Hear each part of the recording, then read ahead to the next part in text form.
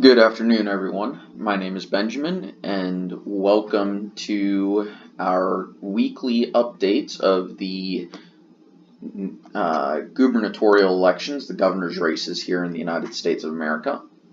And before I get to this, check in the description if I do have a Patreon up. If you feel like donating, the tiers are $1 and $3, and basically they allow you to pick a topic for a video, either an in-depth look at a race or recommended election prediction or something like that.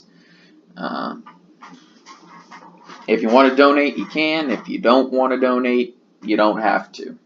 I don't want to force anyone to do anything. And we've actually got a lot of races to cover, even though some of them I would still consider safe, and I'm not even going to change their ratings. Here in Arizona, the first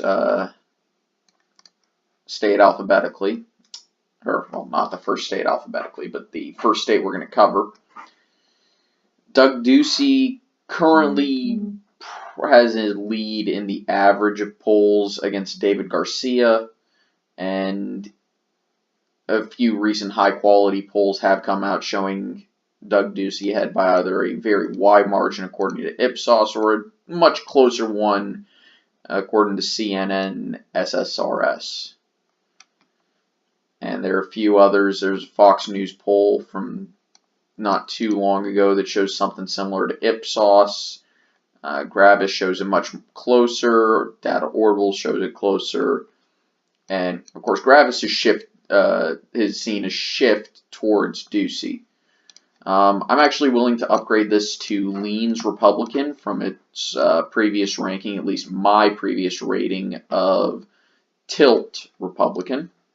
Now, if we look at California, the only reason I bring this up is there were actually a few polls that from nonpartisan sources, though I think this one's probably partisan, that shows the California gubernatorial election actually somewhat close. But if you go to Ipsos, well, that's pretty obvious. 52 to 40, that's not competitive at all. And I'm going to go with the conventional wisdom and say that California is going to vote Democrat by a large margin.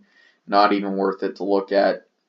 I don't remember if I looked at this one, but this poll from Sacred Heart shows the race very close and no real change from the last time they polled it in August.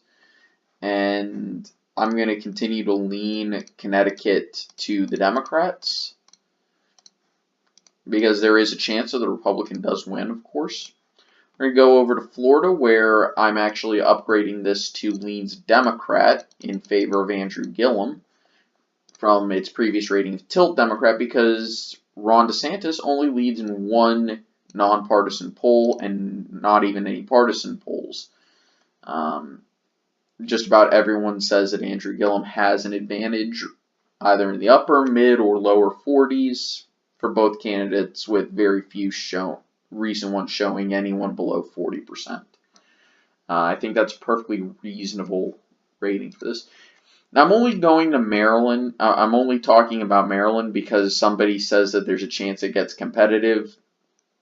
The lowest amount that Larry Hogan is polled at is 44%.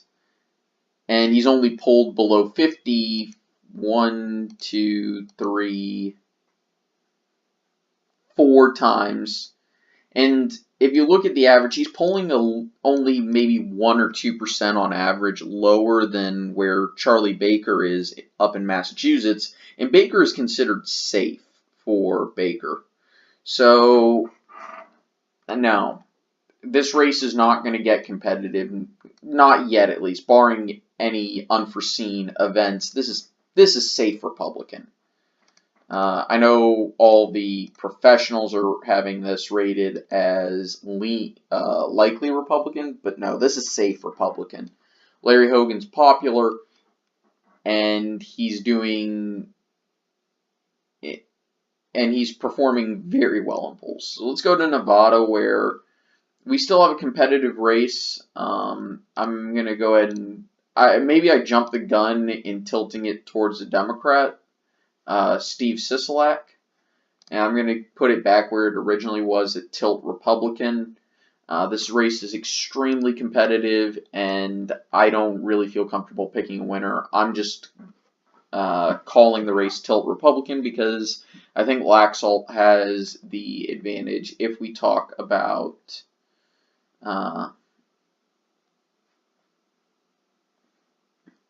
the average of nonpartisan polls, even going back to May of last year, but I don't really count this poll too much. Plus, I don't even count these bottom two because they're they're partisan. And this McLaughlin and Associates, I don't really count that one either.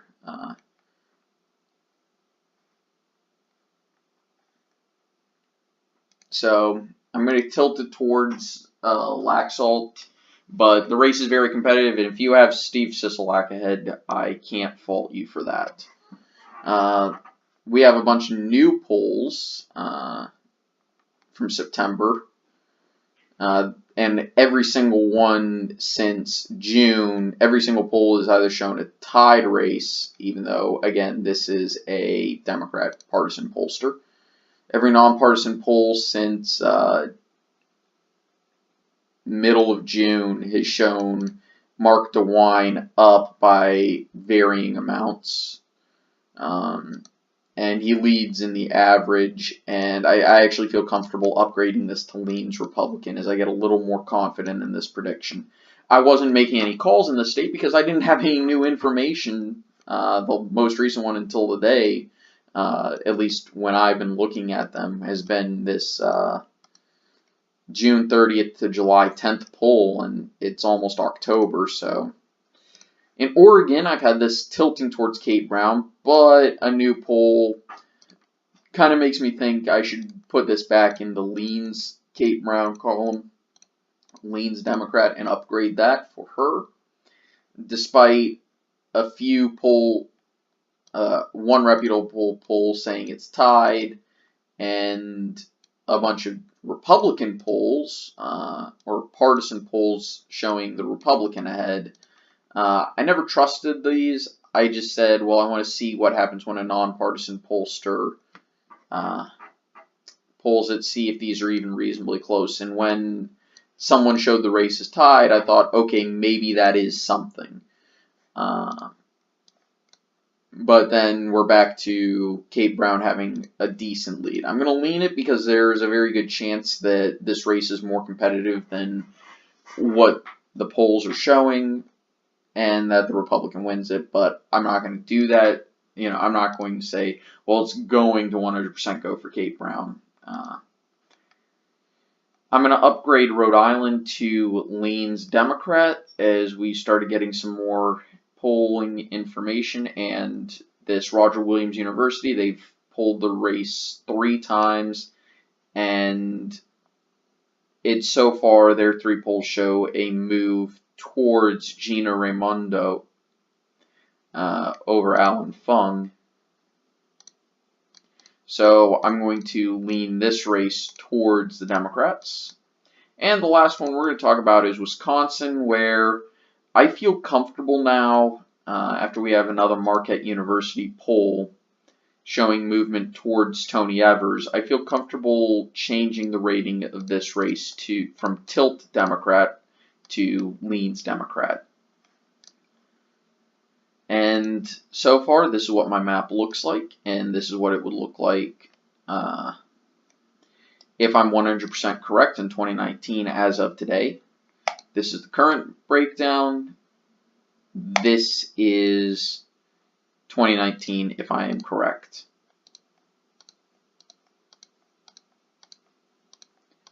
Few shifts, but nothing significant. Anyway, I want to thank everyone for watching. I hope you have a very nice day. Take it easy, and have a good weekend. By the way, there's not going to be a video tomorrow or Sunday. I'm going to be out of town. Monday we'll be back to the regular, all that, and hopefully I'll have something planned or special for